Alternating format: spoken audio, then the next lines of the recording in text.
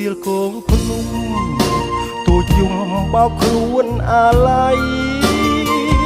សង្រែងសោកស្ដាយនិស័យរឿងព្រឹកពីព្រេរឿងខ្ញុំគឺរឿងពិតរែងគិតរែងចំបែ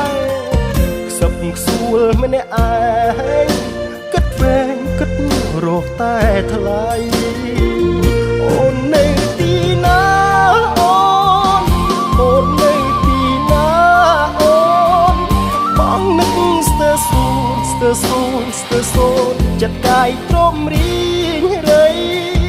គួស្នេហ៍ឬមិនស្នេហ៍ឲ្យតែប្រាប់មកថ្លៃត្រូវខំមិនធ្វើហេតុអ្វីទៅស្ងាត់ចោលបង